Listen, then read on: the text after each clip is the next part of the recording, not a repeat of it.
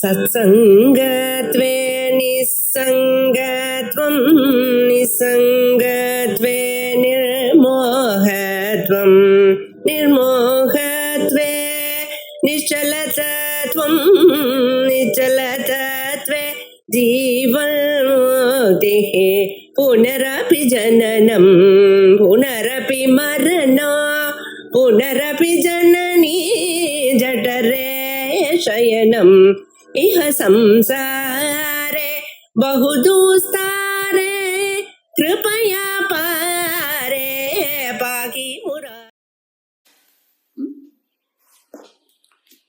एक द्वितीय आत्म तत्व का जो दर्शन है वही दर्शन है, आप समझो।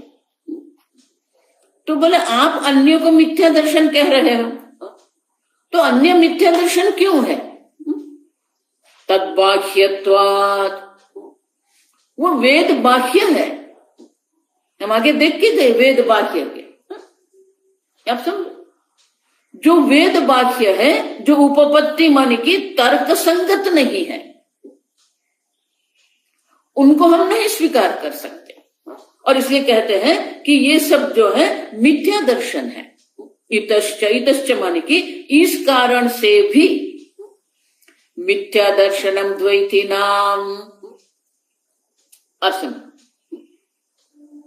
तो द्वैती नाम मिथ्या दर्शनम, द्वैतवादियों का जो मिथ्या दर्शन है वो इस कारण से भी मिथ्या दर्शन है। क्यों मिथ्या दर्शन है? अब देखो, राग द्वेषादि दोषास्पदत्वात्। तो शंकराचार्य जी कहते हैं पहले तो ये दो दोष तो है ही, वो वेद बाह्य है, शास्त्र से बाहर है, तद्बाह्यत्वात्, और तर्क संगत नहीं है। और तीसरा कारण भी है, इतश्च मानी ये कारण भी है जिसके कारण वो मिथ्या दर्शन है।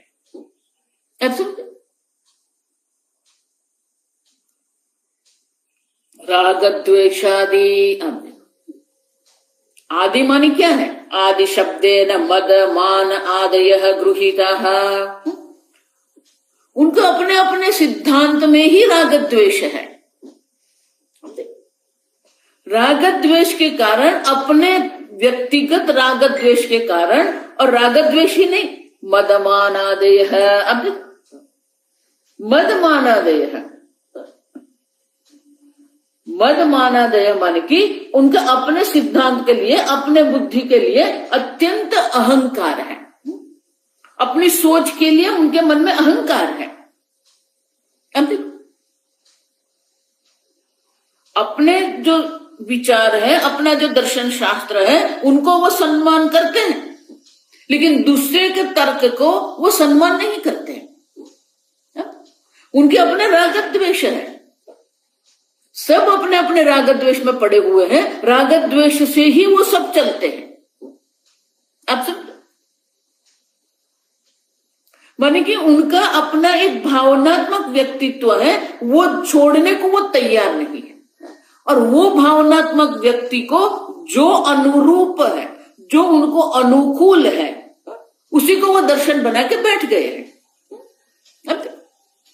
वो तर्क को सुनने को तैयार ही नहीं है। बहुत वर्षों पहले एक भाई मेरे सत्संग में आए, फिर वो एक पुस्तक लेके आए। वो गीता के वर्ग में आते थे, वो एक पुस्तक लेके आए। अब वो जो पुस्तक जो था वो एक संप्रदाय का था, वैष्णव संप्रदाय। तो बोला कि स्वामी जी आप ये कह रहे हो, आप शंकर भाष्य के अनुरूप सिखाते हो, लेकिन ये देखो, ये पुस्तक देखो, ये बहुत अच्छा है। मैंने बोला क्यों अच्छा है ये, आप उनको क्यों अच्छा कहते हो? अब बोले नहीं ये उसमें ये कहा है, वो कहा है, ऐसे ये कृष्ण भगवान है। मैंने बोला कृष्ण भगवान तो ये भी भगवत गीता में कृष्ण भगवान ही है, हम कहाँ विरोध करते हैं? हम भी कृष्ण भगवान को भगवान ही मानते हैं। बोले नहीं वो कह रहे हैं कृष्ण भगवान ही श्रेष्ठ है, गॉड है।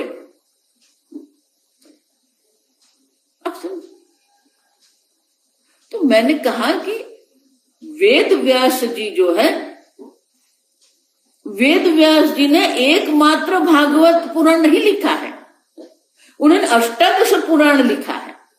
अष्टादश पुराण की रचना की है, उसमें गणेश पुराण भी है, विष्णु पुराण भी है, शिव पुराण भी है, देवी भागवत भी है, स्कंद पुराण भी है। तो आप एक को पकड़ के क्यों बैठे हैं और उसी को श्रेष्ठ क्यों मानते हैं? अगर सही में ही कृष्ण भगवान श्रेष्ठ है और अन्य भगवान नहीं है, तो भगवान वेद व्यास जी ने ये सब पुराण की रचना करने की आवश्यकता ही क्या थी? आप समझे? तो बोले नहीं नहीं, ये जो महात्मा ये महात्मा कह रहे हैं ठीक है, तो आपके लिए प्रमाण वेद व्यास जी है या आपके लिए प्रमाण ये महात्मा है? आप समझ रहे हो? ये सब राग द्वेष है, अपने राग द्वेष के अनुकूल है उसे पकड़ते हैं, वो प्रमाण शास्त्र प्रमाण को नहीं पकड़ते हैं। शास्त्र प्रमाण क्या कहता है? भगवत गीता में भगवान स्वयं क्या कहते हैं? मुख्य जो बात है वो तो क्या है? असतः भावः न विद्यते, सतः अभावः न विद्यते। जो असत है, जो विकारी है, उनका अस्तित्व ही नहीं है, वो है ही नहीं। वही तो बात हम ये मांडुक्य में कर रहे हैं, नास्ति भेद कथंचन। अब जो है वो तो एक अद्वितीय ब्रह्म मात्र है, तो वहां भी भगवान वही कह रहे हैं। आप समझो? तो हमें शास्त्र को देखना है, कोई व्यक्ति को नहीं देखना है। हमारे लिए प्रमाण शास्त्र है, व्यक्ति नहीं है। अब तो सब अपने अपने राग द्वेष पर चलते हैं, और इसलिए शंकराचार्य जी कहते हैं राग द्वेषादि दोष आस्पदत्वात्। वो मिथ्या दर्शन इसलिए है क्योंकि उसमें राग द्वेष मद मान ये सब दोष से युक्त है। आस्पद माने युक्त, आश्रित है। वो सब अपने राग द्वेष से आश्रित है। उनको शास्त्र क्या कहते हैं वो नहीं देखना है, उसमें भगवत गीता में भगवान क्या कहते हैं वो नहीं देखना है उनको। भगवान स्वयं कहते हैं नचमस्थानी भूत, मुझ में कुछ है ही नहीं।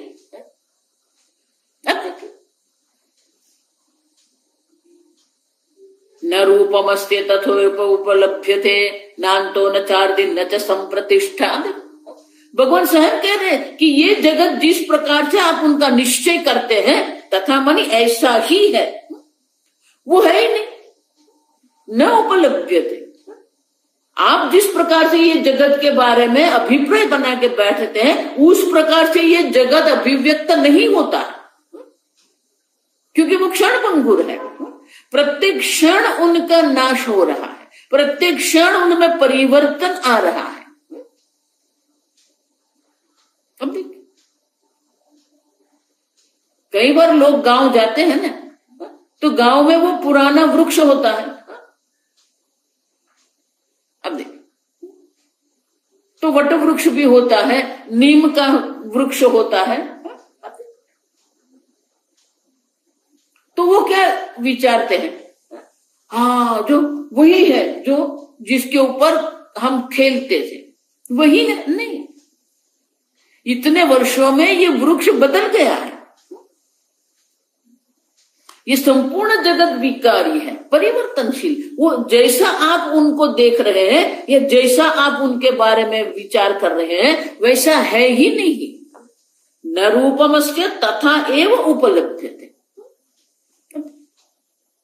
ये संपूर्ण जगत अपने को सत्य सिद्ध नहीं कर रहा है, वो तो अपने को विकारी ही सिद्ध कर रहे हैं, वो तो अपने को मिथ्या ही सिद्ध करते हैं।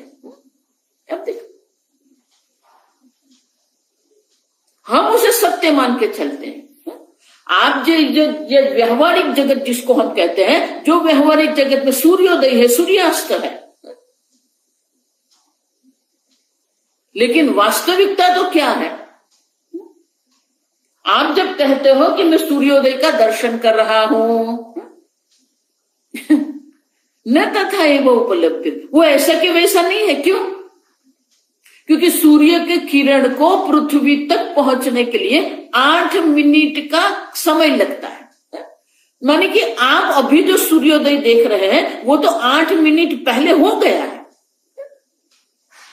अब समझो, आप जिसको सूर्यास्त कहते हैं, आप जिसको सूर्यास्त दर्शन कहते हैं, वो तो 8 मिनट पहले हो गया है। आप जो देख रहे हैं सूर्य को, वो 8 मिनट पहले का है। अब देखिए, अब समझ रहे हैं? सब अपने अपने राग द्वेष को पकड़ के बैठे हैं।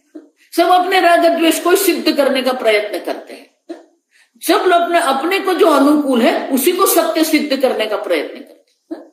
और इसलिए शंकराचार्य जी कहते हैं कि एक अद्वितीय आत्म तत्व का दर्शन है, वही सम्यक दर्शन है। इससे अन्य जो भी दर्शन सब मिथ्या दर्शन है, क्योंकि उसमें प्रत्येक व्यक्ति का राग द्वेष मद मान सब वहां है।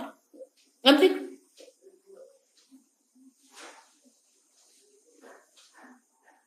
सब अपने राग द्वेष से चलते हैं। वैष्णव लोग अपने को ही बड़े मानते हैं, शैव लोग अपने को ही बड़े मानते हैं। लेकिन अब समझो, उनमें ये मिथ्या दर्शन जो है, वो सब मिथ्या दर्शन जो है परस्पर क्या है? विरुद्धन्ते। अब देखो, राग द्वेषादि दोष आस्पदत्वात्। अब देखो,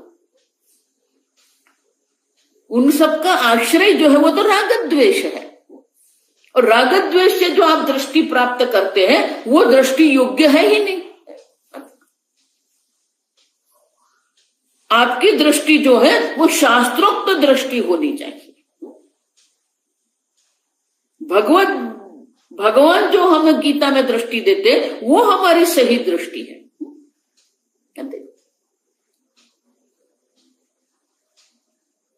और इसलिए शंकराचार्य जी कहते हैं कि ये मिथ्या दर्शन इसलिए है क्योंकि उनके अपने ही राग द्वेष की अभिव्यक्ति है, ये उनके ही मद मान की अभिव्यक्ति है।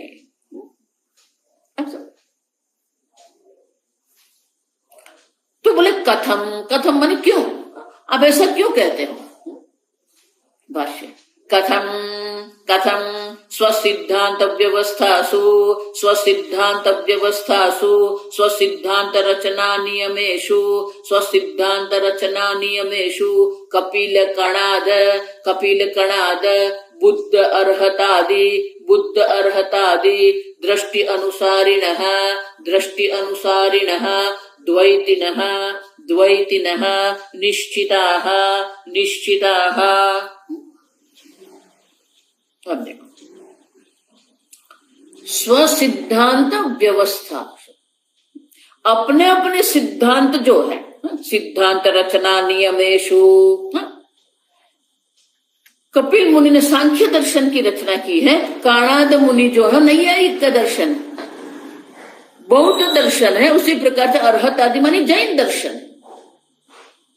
वो अपनी अपनी दृष्टि से चल रहे, दृष्टि अनुसारी न है, उनको शास्त्र अनुसारी नहीं है। अब सुन, शंकराचार्य जी शास्त्र अनुसारी है, उनके लिए क्या कहते हैं? 6ठे अध्याय में जब साधु शब्द आता है, साधुष्वपि च पापेषु सर्वत्र समदर्शन है, तो साधु शब्द के लिए शंकराचार्य जी क्या कहते हैं? शास्त्र अनुसारी।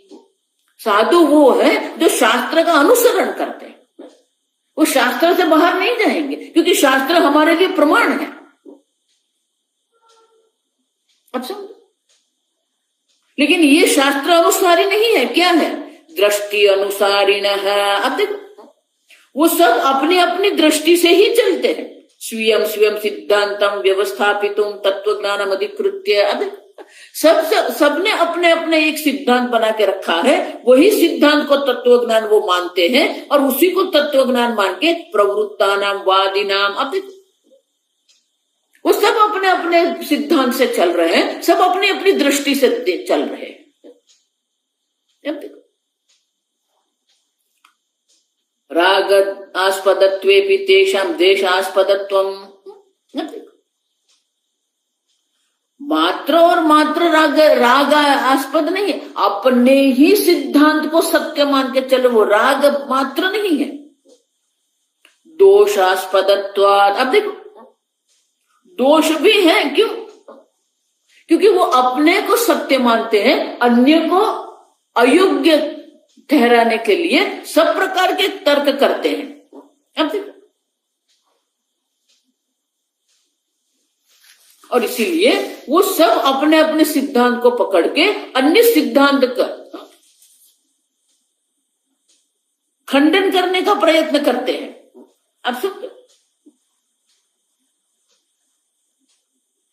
तो आगे मैंने कहा ना कि शंकराचार्य जी के पहले जो थे 6 आस्तिक दर्शन है, नैयायिक है, वैशेषिक है, सांख्य है, योग है, पूर्व मीमांसा मानी कर्म कांड है, उत्तर मीमांसा मानी वेदांत दर्शन है।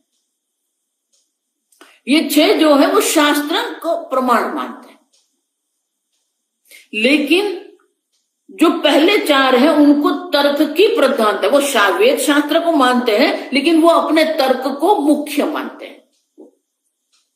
फिर 6 जो है वो नास्तिक दर्शन है,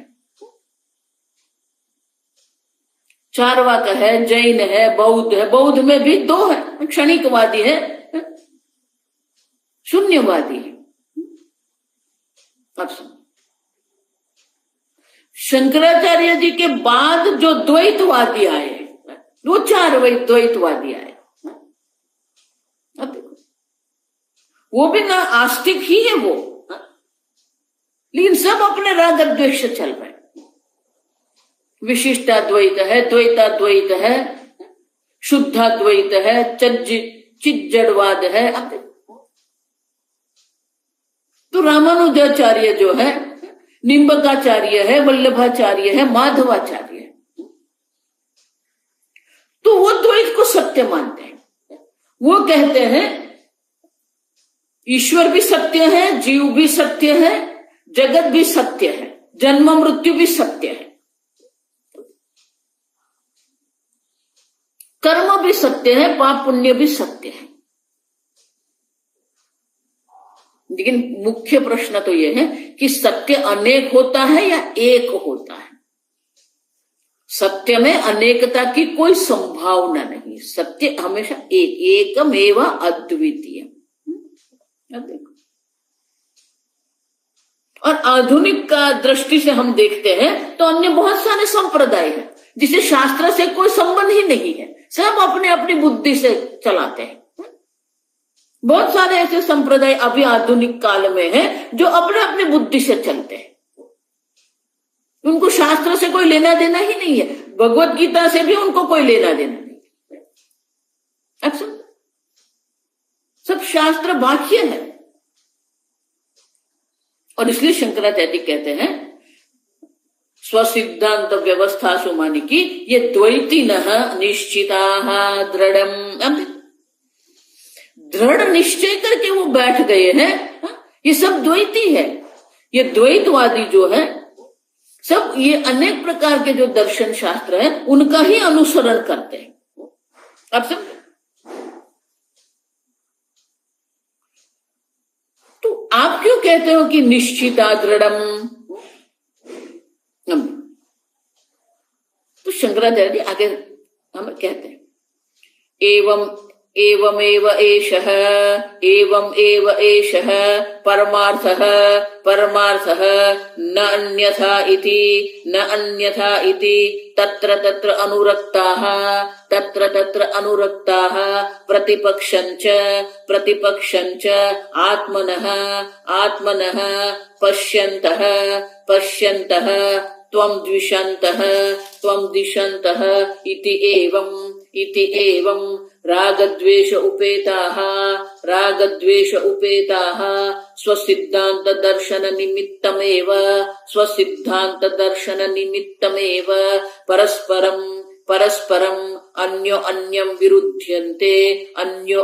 विरुध्यन्ते। राग द्वेष, तो बोले राग द्वेष क्या है? एवमेव एषः परमार्थ न अन्यथा इति तत्र अनुरक्ता। अपने सिद्धांत में इतना आसक्त होके वो बैठे हैं कि उसी को ही वो परमार्थ मानते। एवमेव एषः, भगवान गीता में दूसरे अध्याय में कहते हैं कि ये जो कर्मकांडी जो लोग हैं, कर्मठ लोग जो है, वेदवादरतः पार्थ नान्यदस्तीति वादिनः, वेद की बात करते हैं लेकिन वो कहते हैं ये कर्म से अन्य कुछ है ही नहीं। स्वर्ग काम फल, तो स्वर्ग काम पराह, वो स्वर्ग के इच्छा में ही समर्पित है, न अन्य। देखो अन्य कुछ है ही नहीं। आप यहां कर्म करो, यज्ञ कर्म करो, तपश्चर्या करो, आपको पुण्य प्राप्त होगा, ये पुण्य से आप स्वर्ग में जाएंगे। वेदवादरतः पार्थ नान्यदस्तीति वादिनः, अन्य कुछ है नहीं। उसी प्रकार से यहां पर भी शंकराचार्य कहते हैं ये जितने भी द्वैतवादी जो है वो क्या मानते हैं? न अन्यथा, अन्य प्रकार से कोई परमार्थ है ही नहीं, यही परमार्थ है।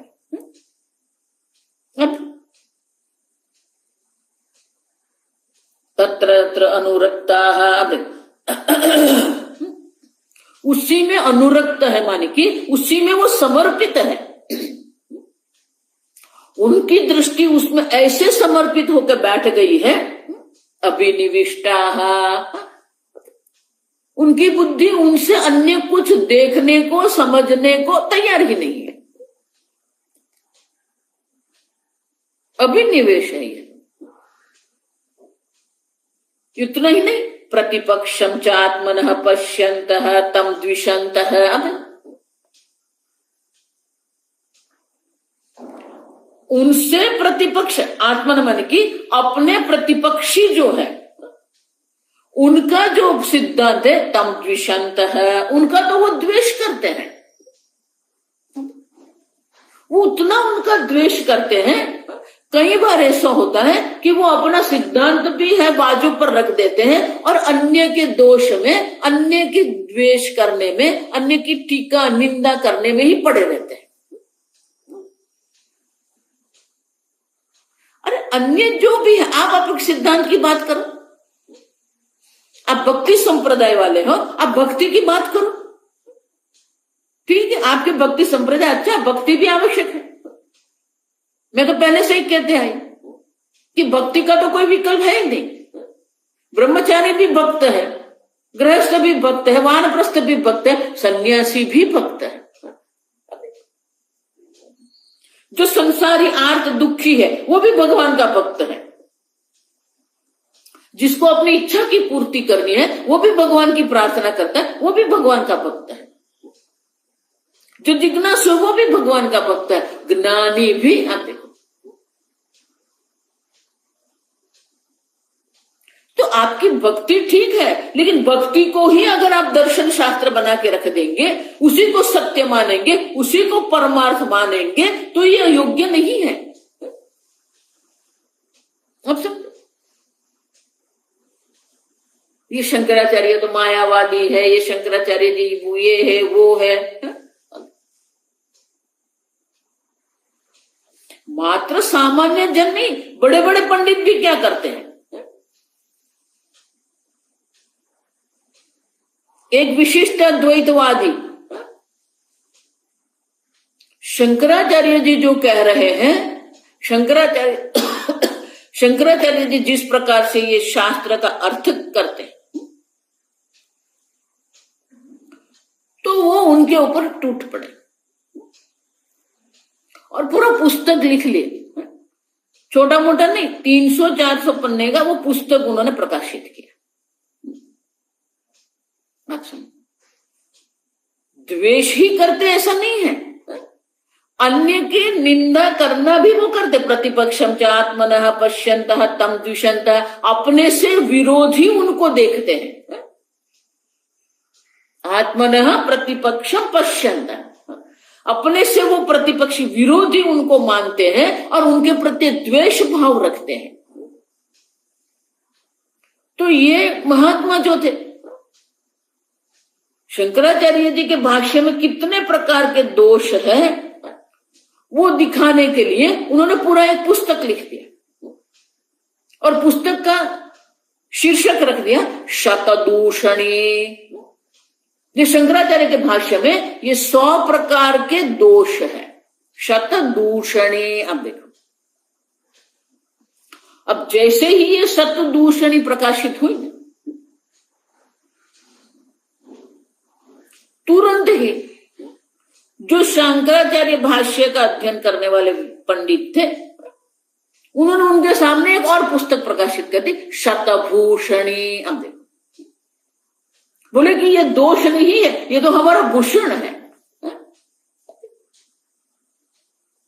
तो द्वेष करते हैं, अब देखो, और द्वेष करके उसको वो प्रकाशित करते हैं। अब समझ, और इसलिए कहते हैं आत्मनः प्रतिपक्षम पश्यन्तः द्विषन्तः, अपना जो प्रतिपक्षी विरोधी है उनके प्रति द्वेष भाव वो रखते हैं। इति एवं राग द्वेष उपेताः, वो सब राग द्वेष से ही युक्त है। स्वसिद्धांत दर्शन निमित्तमेव, और अपने अपने सिद्धांत के निमित्त से क्या होता है, परस्परम विरुध्यन्ते।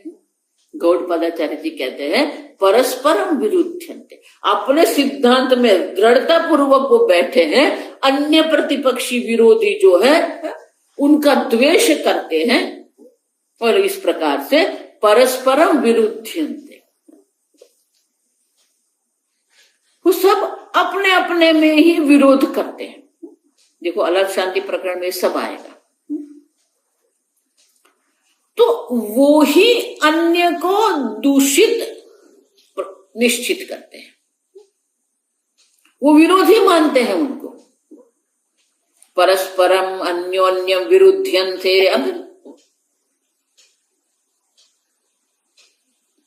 यदि वादिना प्रत्येकम स्वसिद्धान्ते सिद्धान्तत्वेन उपसंग्रहितं दर्शनं तद निर्धारणार्थम अन्योन्यम वादिनः विरोधम आचरन्तः दृश्यन्ते।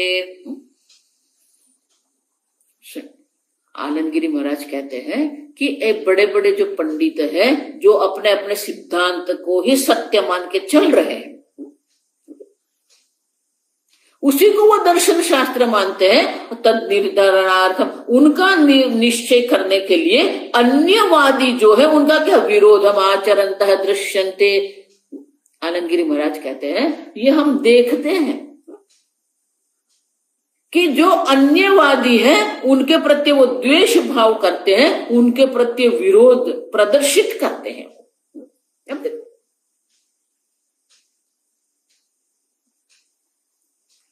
तो ये सब परस्पर विरोध करके क्या करते हैं, एक दूसरे को वो मिथ्या दर्शन सिद्ध करते हैं। हमें उसे मिथ्या दर्शन सिद्ध करने की आवश्यकता पड़ती ही नहीं है, क्योंकि वो ही परस्पर विरोध करके एक दूसरे के दोष प्रकट कर देते हैं। अब देखो, तो उनका अर्थ क्या हुआ, वो परस्पर विरोध कर रहे हैं, लेकिन अद्वैत दर्शन को किसी से भी किसी प्रकार से भी कोई विरोध नहीं है। आप समझना, और इसलिए शंकराचार्य आगे कहते हैं तैहि अन्य अन्य विरोधिभिः अस्मदीयः अयं वैदिकः सर्व अनन्यत्वात् आत्म एकत्व दर्शन पक्षः आत्म एकत्व दर्शन पक्षः न विरुध्यते न विरुध्यते। कारिका में क्या कहा? तैहि अयम न विरुध्यते। अयम माने क्या है? तैहि माने क्या है? अन्योन्य विरोधी भी। ये जितने भी अन्य विरोधी दर्शन जो है उससे अस्मदीय अयम वैदिक दर्शन पक्ष न विरुध्यते। हमारा जो वैदिक पक्ष है उसे उन किसी से भी कोई विरोध नहीं। कल हम देख के गए ना, ये सब सोपान है, आपको अगली सीढ़ी चढ़ना है, वहां अटक नहीं जाना है, हमें आगे बढ़ना है हमें। अयम वैदिक है, तो वैदिक दर्शन क्या है? सर्व अनन्यत्व आत्म एकत्व दर्शन पक्ष है। क्योंकि हमारा पक्ष तो क्या है? आत्म एकत्व दर्शन है, एक अद्वितीय आत्मा का दर्शन, वही हमारा पक्ष है। उतना ही नहीं, सर्व अनन्यत्वात्, आत्मा अनन्यत्व, आत्मा से भिन्न अन्य कुछ है ही नहीं। अब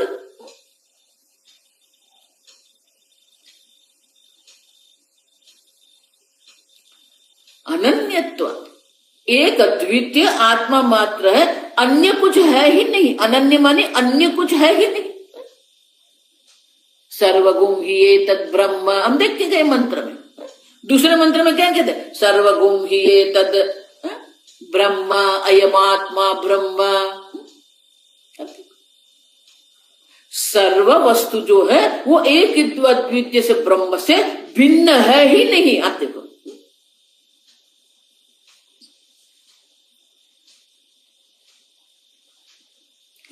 जो एक अद्वितीय आत्मा की हम बात करते हैं, वो आत्मा जो है वो किसी से भी भिन्न है ही, अन्य है ही नहीं। आप जिसको ये कह रहे हो तो वो सब तो ब्रह्म मात्र है। आप देखो, अनन्यत्व मत्त परतरन्नान्यत् किंचिदस्ति धनंजय। ईश्वर से भिन्न और कुछ है ही नहीं, जो है वो ब्रह्म मात्र है। और वो ब्रह्म क्या है? अयमात्मा ब्रह्म, वही ब्रह्म जो है वो एक अद्वितीय साक्षात अपरोक्ष आत्मा है। आप है, आत्मा माने आप। ये सब जो ब्रह्म है वही ब्रह्म आप है। और जब आप स्वयं ब्रह्म स्वरूप है तो किसका विरोध करेंगे?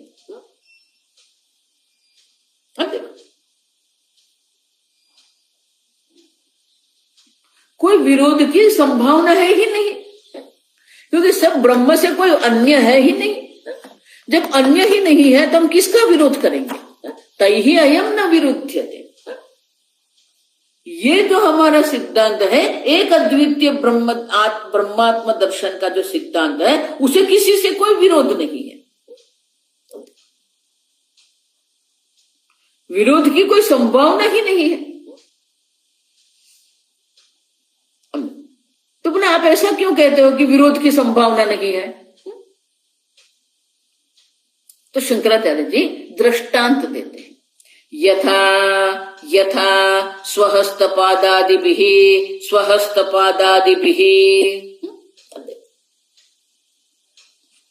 यथा स्वीकीय कर चरणादिभिः आघाते कदाचित आचरितेपि द्वेषः न जायते। जिस प्रकार से हमारे कर हस्त है, पाद है, तो वो एक दूसरे का क्या विरोध करेंगे क्या? नहीं। अगर कोई कारण से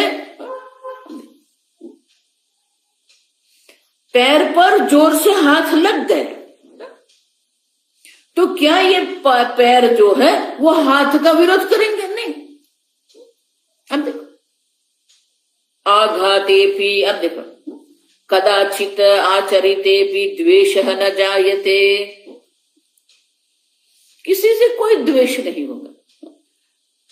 यथा स्वहस्तपादादिभिः, अपने हाथ और अपने पैर है, दोनों में कोई विरोध नहीं, क्योंकि वो पूर्ण शरीर के एक अंग है। जिस प्रकार से वो पूर्ण शरीर जो है उनके अंग है और इसलिए हम उनका विरोध नहीं करेंगे, उसी प्रकार से ये सब जो है एक अद्वितीय ब्रह्म मात्र है, सब में आ गया उसमें, ब्रह्म में ये सब समाहित ही हो गया है।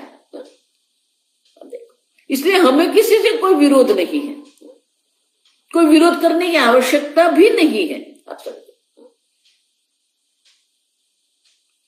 हमें तो वो देखना है कि शास्त्र हमें क्या कहते हैं, और कल जो मैंने कहा कि शास्त्र भी नहीं, आप क्या चाहते हो। आपको अनंत सुख की इच्छा है, आपको ही द्वैत जो है पसंद नहीं है। देखो, इसलिए मेरा जो दृष्टांत है ना, भारत में है तो ये गुजराती है, ये मलयालम है, विरोध करेंगे। लेकिन वही लोग जब अमेरिका में जाते हैं तो क्या कहते हैं, आप भारत से हैं, हाँ मैं भी भारत से। तो हम क्या देखते हैं, अद्वैत ही समझते हैं। ये भी भारतीय है, मैं भी भारतीय, ये भी गुजराती है, मैं भी गुजराती हूं, ये भी पंजाबी है, मैं भी पंजाबी। तो पंजाब से अद्वैत हुआ ना, भारत के नाम से अद्वैत हुआ। द्वैत किसको पसंद है? द्वैत किसी को पसंद है ही नहीं। और आगे हम देख के गए कि श्रुति माता जो अद्वैत दृष्टि है उनकी प्रशंसा करती है, और श्रुति माता स्वयं द्वैत का विरोध करती है। अन्यः अहम अन्यः सौ इति न सपश्यते, ये अन्य है, मैं अन्य हूं, इस प्रकार से को जो दर्शन कर रहे हैं वो सही दर्शन है, वो मिथ्या दर्शन है। न सपश्यते, उदरमंतरम कुरुते अथ तस्य भयं भवति, मृत्यु से मृत्युमाप्नोति यह नाना एव पश्यति। जो अनेकता का दर्शन करते, जो अनेकता में सत्य बुद्धि करके बैठे हैं, जो द्वैत में सत्य बुद्धि करके बैठे हैं, उसे तो मृत्यु से मृत्यु की प्राप्ति होती है, उसे मोक्ष की प्राप्ति नहीं होती। वो जन्म मरण के चक्र में पड़े रहेंगे। और इसीलिए हमें किसी से कोई विरोध नहीं है, आप समझो। देह इंद्रिय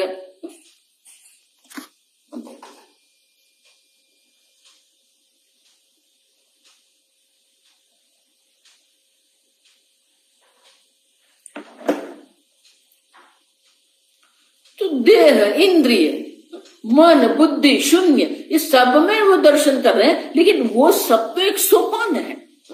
आप देह को छोड़ के इंद्रिय में जाइए, इंद्रिय को छोड़ के आप मन से बुद्धि, इंद्रियाणि पराण्य इंद्रियभ्य परम मन, मनसस्तु परा बुद्धि, बुद्धिरात्मा महान पर।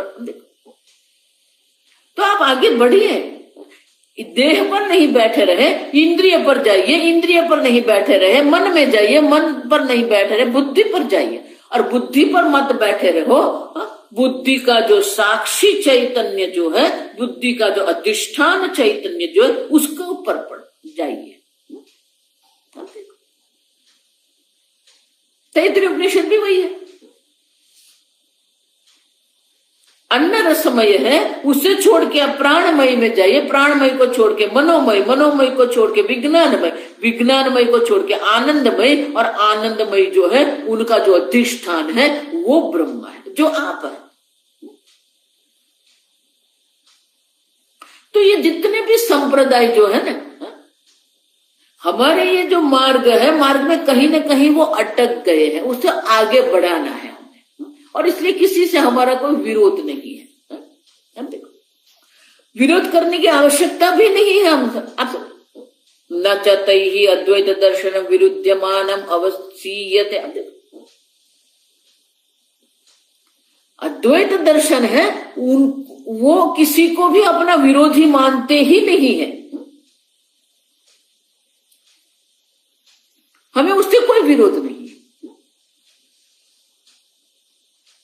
परबुद्धि अभावात् तथा द्वैत अभिमानी भी रूपद्रवे अक्षुद्रे कृतेपि। पर बुद्धि ब्रह्म बुद्धि उनके पास नहीं है और इसलिए क्या करेंगे? द्वैत अभिमानी भी उपद्रवे अक्षुद्रे कृतेपि। वो जो अद्वैतवादी है उनके साथ अयोग्य व्यवहार करते हैं, उनको हैरान परेशान करने का प्रयत्न करते हैं। ऐसा करते हुए भी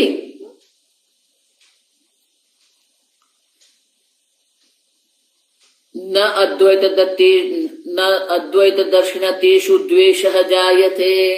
अद्वैत दर्शी जो है उनके मन में किसी भी प्रकार के कोई द्वेष की उत्पत्ति नहीं होती। वो किसी का द्वेष नहीं करते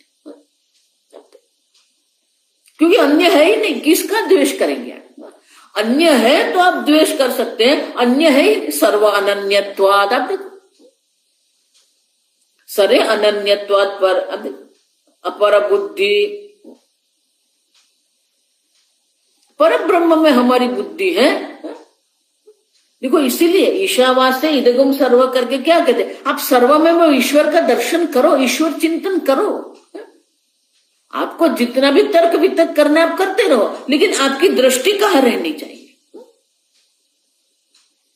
ईश्वर से भिन्न आपकी दृष्टि जानी ही नहीं चाहिए, क्योंकि यहां जो कुछ है सर्व ईश्वर मात्र है। ईशावास्य इदगम सर्वम, अब देखो सर्व ईश्वर मात्र है। तो ईश्वर दृष्टि को छोड़ के फिर द्वैत दृष्टि में हम क्यों पड़े? और जो द्वैत दृष्टिवादी है उनके भी विरोध क्यों करें? क्योंकि वो भी तो ईश्वर है ना। संपूर्ण जगत की उत्पत्ति इस ब्रह्म से हुई है, तो संपूर्ण जगत ब्रह्म मात्र है। देखो इसलिए मैं कहती हूं हम लोग 50% ही वेदांती है। क्यों? जो हमें अनुकूल रहेगा, जिसके प्रति हमारे राग है, उसको हम ब्रह्म मानेंगे। लेकिन जिसके प्रति हमारे मन में द्वेष है, अगर है तो आप समझो, जो हमारे विरोधी है, जो अयोग्य व्यवहार कर रहे हैं, जो अधर्मनिष्ठ है, वो भी तो ब्रह्म ही है ना। ब्रह्म से अन्य कुछ है नहीं। सर्वगुण ही तद ब्रह्म, ये दृष्टि है। सर्वत्र यह ब्रह्म दृष्टि है और इसीलिए हम किसी का द्वेष भी नहीं करते। सर्व अनन्यत्वात् पर बुद्धि अभावाद इत्यर्थः। पर बुद्धि, पर माने अन्य बुद्धि है ही नहीं हमारे मन में। सर्व परमात्मा से अनन्य होने से, भिन्न न होने से पर बुद्धि, अन्य बुद्धि संभव ही नहीं है। आप समझो, पहले आपको अन्य सिद्ध करना पड़ेगा, फिर आप उसका द्वेष करेंगे। पर बुद्धि अभावात, अब देखो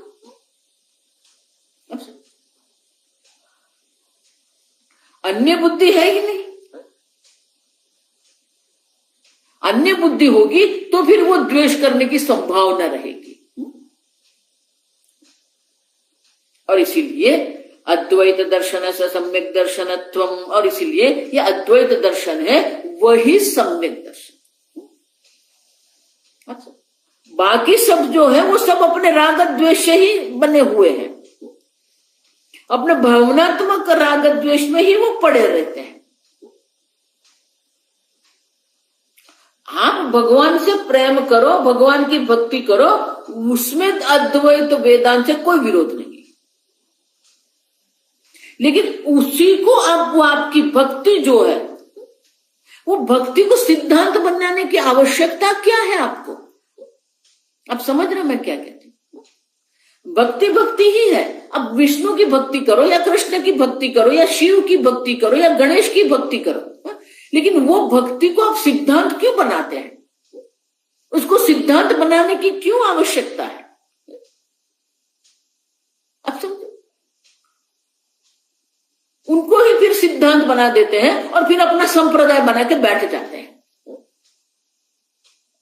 अब देखो, तो आप स्वयं मिथ्या दर्शन में हैं और अन्य को भी आप क्या कर रहे हैं। इसीलिए यमराज कठोपनिषद में क्या कहते हैं, अंधे नैव यथा नियमाना यथा अंधाः, अविद्यायाम् अंतरे वर्तमानाः स्वयं धीराः पंडितम् मन्यमानाः, दंद्रम्यमान, वो जन्म मृत्यु चक्र से तो छूटे नहीं है। अब समझो, वो एक जगत में घूमते रहते हैं और फिर क्या करते हैं, अपने को ही एक सिद्धांती बना देते हैं, अपने को ही गुरु बना देते हैं और फिर बोलते हैं मैं आपका अनुसर, मैं आपका मार्गदर्शन करूंगा। तो यमराजा कहते हैं एक अंध है, वो सब अंध लोगों का मार्गदर्शन कर रहा है, लेकिन ये सब अंध लोगों को ये जानते नहीं है कि वो भी अंध है। यही तो मूर्खता है। वो जानते ही नहीं कि जो बोलने वाला वो भी है, माने कि उनके पास शास्त्र दृष्टि है ही नहीं। अब सब यथा अंधाः नियमाना अंधेन, अंध जन है वो एक अंध के द्वारा ही मार्गदर्शित हो रहे हैं, लेकिन वो सब जानते ही नहीं है कि ये अंध है। सबसे बड़ी मूर्खता तो ये है। आप भक्ति करो, ठीक है, करो भक्ति, लेकिन भक्ति को सिद्धांत क्यों बनाते हो आप। भगवान ने कहीं पर नहीं कहा कि भक्ति एक सिद्धांत है। ईश्वर के प्रति आपका जो प्रेम है, ईश्वर के प्रति जो आपकी शरणागति है, ईश्वर के प्रति आपका जो आपकी श्रद्धा और विश्वास जो है, आप प्रकट करो, उसी को तो भक्ति कहते हैं। आपके मन में जो भक्ति भाव है उसी को प्रकट करने के लिए ही हम पूजा पाठ स्तोत्र सूक्त का पाठ करते हैं। अब सुन,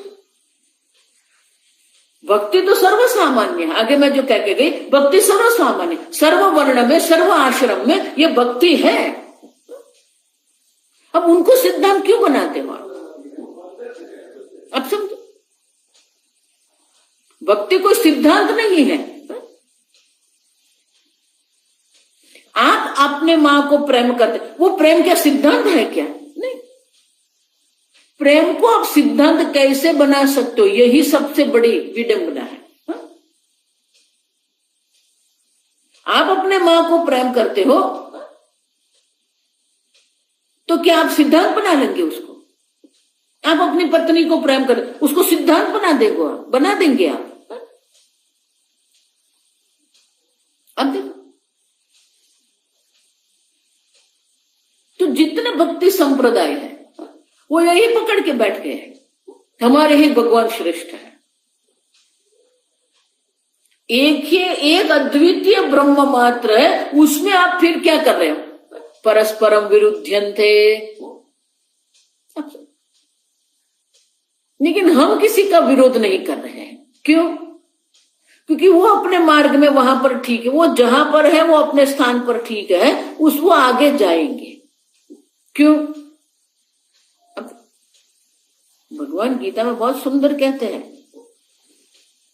जो मेरी पूर्ण भक्ति कर रहे हैं, मच्चित्ताः मद्गत प्राणाः बोधयन्त परस्परम कथयन्तश्च माम नित्यम तुष्यन्ति च रमन्ति च। जिसको परमात्मा की भक्ति में ही आनंद है, उसी में वो रमण कर रहे हैं। तो भगवान कहते हैं, एवं सतत युक्तानां भजतां माम प्रीति पूर्वकम। जो प्रीति पूर्वक, प्रेम पूर्वक जो मेरी भक्ति करता है, ददामि बुद्धि योगम तम येन माम उपयान्ति ते। मैं उन्हें ये अवसर देता हूं, बुद्धि योग, ज्ञान योग का अवसर देता हूं, जिससे वो मुझे प्राप्त कर सके।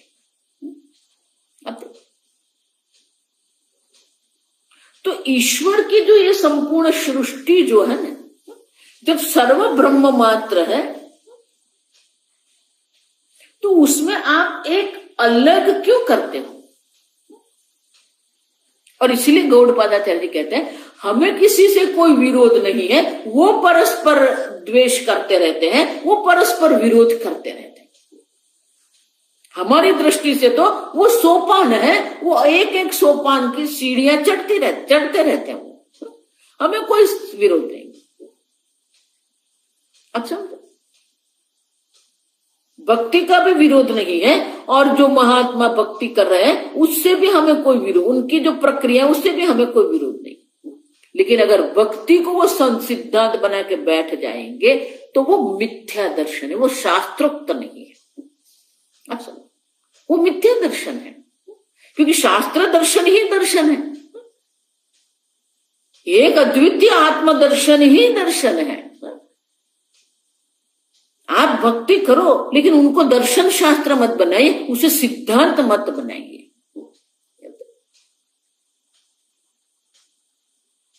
और इसीलिए शंकराचार्य जी कहते हैं कि जैसे हम अपने ही हस्त या पाद का विरोध नहीं करते हैं क्योंकि वो संपूर्ण शरीर का एक अंग है, उसी प्रकार से ये जितने भी संप्रदाय है वो हमारे लिए तो योग्य ही, वो हमारे अंतर्गत ही है, लेकिन उनका एक स्थान है। कोई पहली सीढ़ी पर है, कोई 5वीं सीढ़ी पर है, कोई 10वीं सीढ़ी पर है,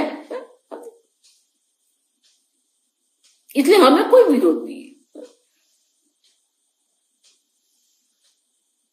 जो मास्टर डिग्री कर रहा है क्या वो कभी भी किंडरगार्टन का विरोध करेंगे? नहीं। देखो, मैं तो मास्टर डिग्री कर रहा हूं मैथमेटिक्स, ये लोग तो अभी 1, 2, 3 पढ़ रहे हैं, हम विरोध नहीं करेंगे। क्यों? क्रम है। किंडरगार्टन से वो पहली कक्षा में जाएंगे, पहली कक्षा से दूसरी कक्षा में जाएंगे, उसी प्रकार से वो आगे बढ़ते बढ़ते 12 कक्षा तक जाएंगे। 12 कक्षा के बाद वो बीए करेंगे, बीएससी करेंगे, फिर वो एमएससी करने आ जाएंगे। तो हमें क्या विरोध है? किसी का विरोध नहीं। आप समझ, वो आगे बढ़ ही रहे हैं, लेकिन अटक जाने की आवश्यकता नहीं, उसको दर्शन बनाने की आवश्यकता नहीं, उसे सिद्धांत बनाने की आवश्यकता नहीं है। अगर वो सिद्धांत बन गया तो वो मिथ्या दर्शन है। आप समझ रहे हो मैं क्या कह रही हूं? हमें किसी से कोई विरोध नहीं है। तैहि अयम न विरोध, अद्वैत दर्शन को किसी से विरोध नहीं है, क्योंकि अगर विरोध करेंगे तो द्वैत बन जाएगा। आप समझ, अद्वैत माने दूसरा है ही नहीं, अगर आप विरोध करेंगे तो वो द्वैत हो जाएगा। लेकिन हम एक अद्वितीय दर्शन कर रहे हैं। देखो, इसलिए मैं कहती हूं हम 50% ही वेदांती हैं। जो हमारे प्रतिकूल है उनके प्रति हम द्वेष भाव रखते हैं, तो फिर कौन सा वेदांत, कौन सा अद्वैत है? अगर सर्व ब्रह्म मात्र है तो सद्दाम हुसैन भी ब्रह्म है और पुतिन भी ब्रह्म मात्र है। आप समझ लें, पुतिन क्या उससे अलग है? नहीं। लेकिन अभिव्यक्ति जो ब्रह्म की हो रही है, अधर्म के रूप में अभिव्यक्ति हो रही है। अच्छा, और इसीलिए अद्वैत दर्शन जो है उसे किसी का किसी भी प्रकार से कोई विरोध की संभावना नहीं है। आगे हम कल देखेंगे।